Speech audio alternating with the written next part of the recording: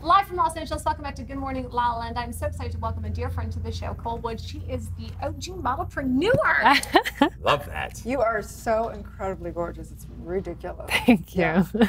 From the basketball courts to the runway, tell us a little bit about your journey. Actually, you know, I was actually called the Barbie of my team because I started doing makeup when I was playing basketball. Believe it or not, I was wearing a full face makeup during our games. That was my pregame ritual because our games were on TV.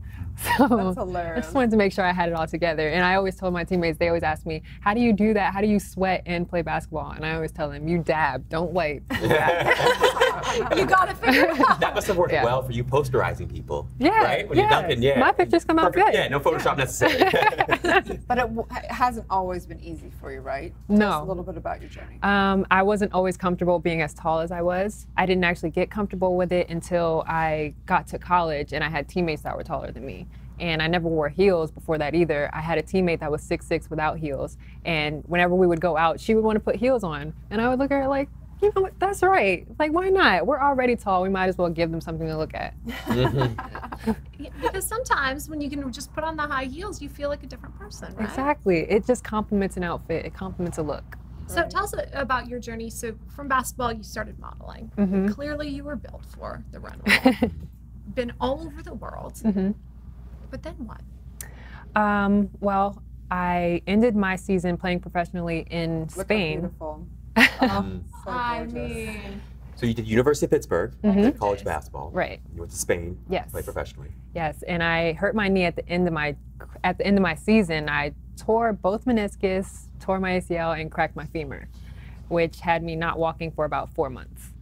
But after I finally got back on my feet, literally, I lived in New Jersey. So I decided to take the train out to New York and just, you know, hit the ground running, go to casting calls and see what happens. And I kind of got thrown right into Fashion Week from there, and it just snowballed. but one of the things I respect about you and your career so much is that you've done it independently. Right. You know, and that's very difficult to do. Most models have agents, they have managers and mother agents, and you have been in business for yourself all over the world. Yes, I've actually been a huge advocate. I didn't realize it until later on that I've been an entrepreneur this entire time, working for myself, being self-represented, and always marketing and promoting myself in my career. It's something I've always felt strongly about, like owning my image and just always working for myself, because I know a lot of models come into the industry very young and they're not as knowledgeable or a little bit naive, and they're enamored by the glamour of the industry. So Until there's 12 of them living in a one-bedroom apartment. So what does that look like? What does that look like from, you know, the topic today is about Wealth Wednesday and how we're going from, you know, having a traditional job to becoming independent, whether that be a self-employed and taking independent jobs, or whether that be running a business or being an investor. What does that look like? What was that journey for you, and then what advice would you give for others? Actually, I skipped the part between the basketball and the modeling. I did have a cubicle job, which I hated. Like, it was the toughest thing, trying to get used to running up and down a court to sitting in a cubicle 9 to 5. It just was not for me. I mean, more power to the people that it is for, but it wasn't something that I could get used to. So it was from there that I decided that I was going to save up the money, stay there as long as I needed to, just to save up the money and then make the move out to LA.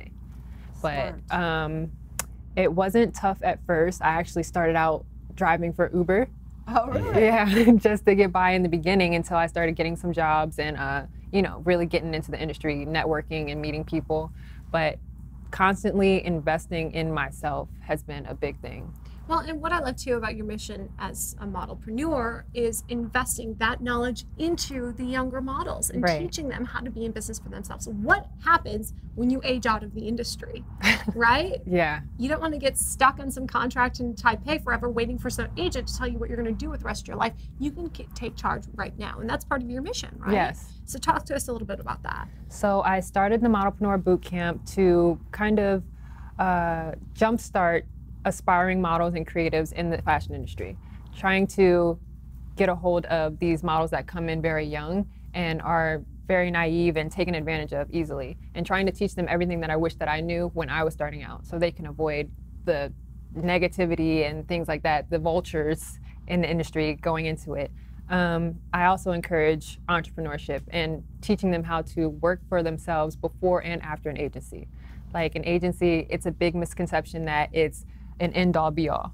Like once I get an agency, that's it. I don't have to do anything else. They're going to do everything for me. But encouraging them from the beginning to work for yourselves up to that point and to continue doing it after. Wow, it's such great advice. You know, Jez and I, and Erin definitely could have, but we spent some time in the modeling world and doing fashion for about 10 years. And I know that when I entered, it was like the golden age of modeling, which dates me a little bit, but it was a time when you would go in, you could be brand new, and they would develop you as a model, and they would develop your career. And nowadays, there's none of that. You know, you walk in and they book you on jobs. Maybe you get your checks, maybe, but it's an entirely different, you know, sort of experience. So I have to really thank you for doing that kind of work, offering that work. It's my pleasure, actually. It's my opportunity to give back. I've always been sort of a leader through basketball, and mentoring is really my passion. What's been the most rewarding part of this journey for you? I think the most rewarding part, especially in the Modelpreneur Bootcamp, is seeing them come in one way and leaving like a totally different person. Like seeing the change in them. I had one girl, Ari, that came from Dallas, Texas, and she went through my Modelpreneur Bootcamp. In the beginning, she's in the wellness industry, and so she's not even a model, and she's the exact opposite of me. But seeing how her confidence changed, her self-confidence just changed immensely from the time that she came in to the time that she left. And now just like watching her over Instagram, seeing the quality of her pictures and how she exudes such like positivity and self-confidence is just the most gratifying thing for me. So true. Right. What do you think has been the keys to your success, and even the success of, you know, other folks, friends, colleagues, clients that you've had? What are the top keys? I think one of the major keys has been networking and staying positive, having a firm belief that you can achieve what you want. And I think that's been the major key, being a self-represented model. Just having the firm belief that I don't necessarily need someone to make things happen for me, that I can make them happen for myself. Do you see any parallels? I think that life is like a microcosm of the macrocosm, and one area transcends into the other area. What do you think is similar to basketball and modeling? Love that question. Having a sense of camaraderie and teamwork, knowing how to work with others, and also how to lead constructively.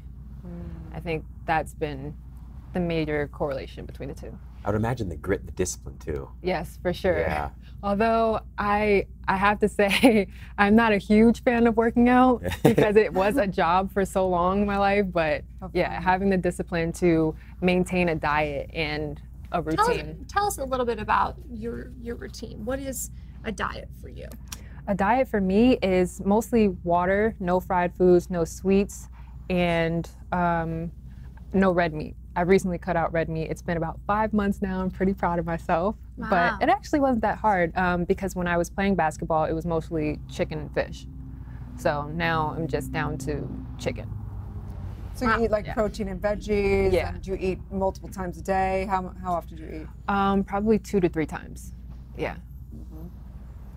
I have to eat every 2 hours. So I'm with you. You know what though? It's just like 2 times a day. It's good to know die. it's good to know yourself, and it's good to just share that and be honest about it, because so many people look at you and think, wow, what would I need to do to look like her? Well, for one, you're never going to look like her because you're always going to look like yourself. But two, you know, it's a conversation people always ask me as a model. They're like, oh, what do you eat? When do you work out? How many hours do you sleep? What do you avoid? And so it's just interesting to be able to have that conversation, you know, and to encourage people to still live a healthy lifestyle. Models do eat. Models do have to work out.